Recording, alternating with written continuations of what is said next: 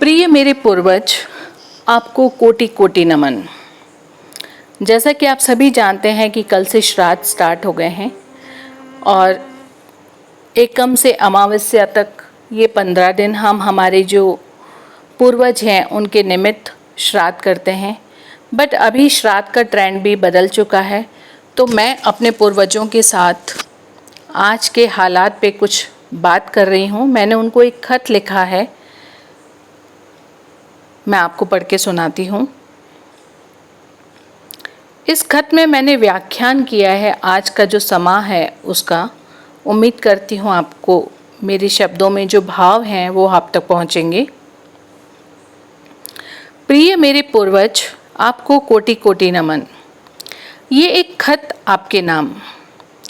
बड़ी अजीब बात है ना, आपके जाने के बाद इस खालीपन को कोई भरने नहीं आता, पर आते हैं तो ये श्राद्ध। ये 15 दिन मानो हमें कुछ दिन दोबारा आपके पास ले आते हैं। आपकी यादों की अविरल छवि, आपकी पसंद, आपकी नापसंद का बोध भी कराते हैं। रोज सुबह आपके नाम से गाय को रोटी खिलाना और जिस दिन घर में श्राद्ध हो उस दिन तरह तरह के पकवान बनाना, घर में बेटियों को बुलाना, गाय को, कन्या को और ब्राह्मण को भोजन कराना, ये सब इन दिनों में शामिल हो जाते हैं। कुछ लोग श्राद्ध में आपका आह्वान दिल से करते हैं, आपको मान सम्मान के साथ बुलाते हैं, तो ठीक उसी तरह से श्राद्ध के 15वें दिन अमावस्या के दिन आपकी विदाई भी करते हैं। विदाई के वक्त वो इन दिनों में किए हुई किसी गलती की वजह से आपसे माफ़ी मांगते हैं और कुछ लोगों की आंखों में विदाई के समय भी आंसू होते हैं। पर दुनिया है अजीब सी।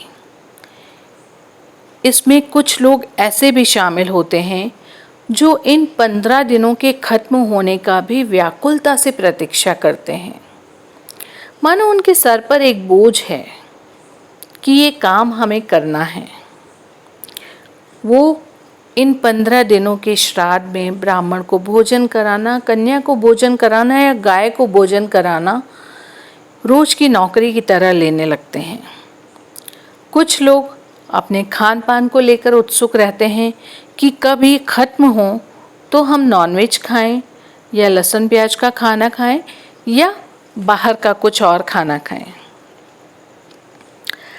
पर मेरे पूर्वज, आप सब मेरे दिल के बेहद करीब हैं और मैं जानती हूँ आप जहाँ भी हैं वहाँ से मुझे भरपूर आशीर्वाद दे रहे हैं और आपके आशीर्वाद की छत्र छाया में ही मेरा पूरा परिवार फलीभूत हो रहा है। आपके लिए किए गए कर्मों में मुझसे जो भूल चूक हुई हो उसे आप क्षमा करें। मगर मन के भीतर एक द्वंद्व उठा हुआ है। मैं समझ नहीं पा रही हूँ कि जब तक आप साथ थे, आपके साथ रहने का भी वक्त नहीं था सबके पास। आपकी बुढ़ापे की बचकानी हरकतों से हैरान परेशान थे सब जन। आपके लिए कभी कोई प्रिय व्यंजन नहीं बनाया गया, ये सोचकर कि आपके दांत नहीं हैं तो आप खाएंगे कैसे। आपने अपने पुत्र पुत्रियों से जब भी अपने पास बैठने के लिए कुछ वक्त मांगा होगा, सबने कुछ न कुछ कहकर टाल दिया और अपनी व्यस्तता का बोझ आप पर लाद दिया। आपके किसी रिश्तेदार को घर में देर रात्रि आने पर अतिथि देवो भव वाला सत्कार नहीं मिला। जो भी किया मजबूरी में किया और उसके लिए आपको सुनाया अलग जाता रहा होगा। सोचती हूँ अजीब दुनिया की रवायत है।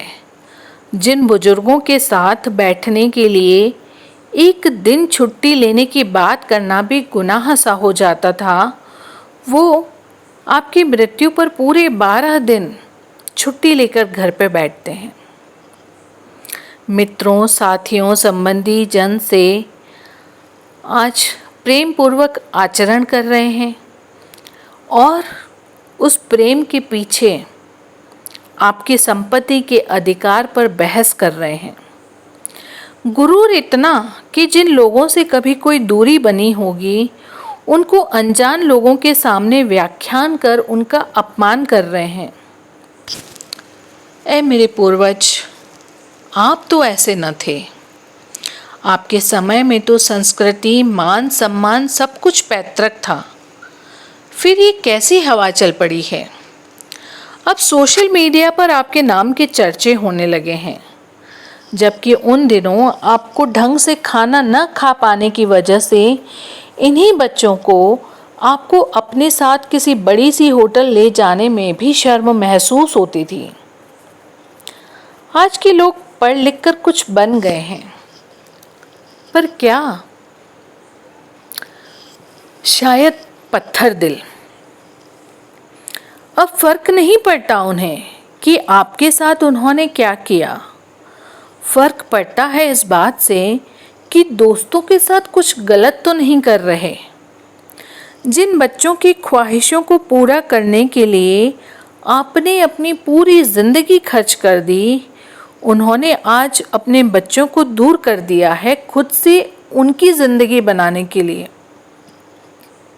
अजीब है ना?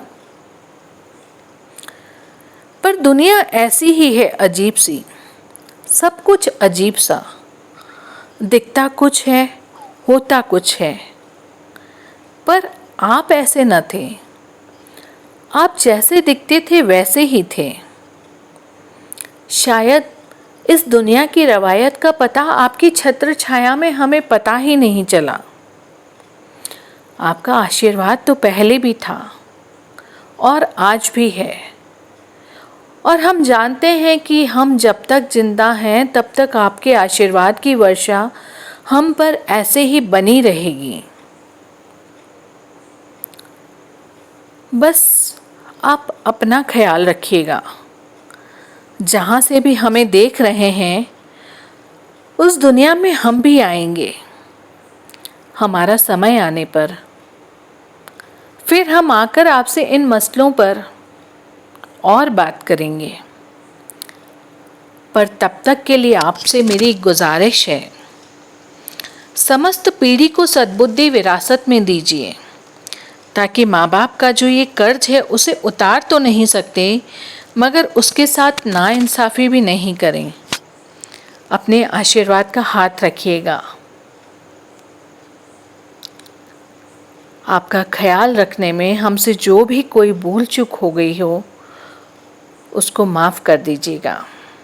आपकी एक नादान बेटी की तरफ से इस खत के माध्यम से आपसे थोड़ा सा रूबरू होने की कोशिश।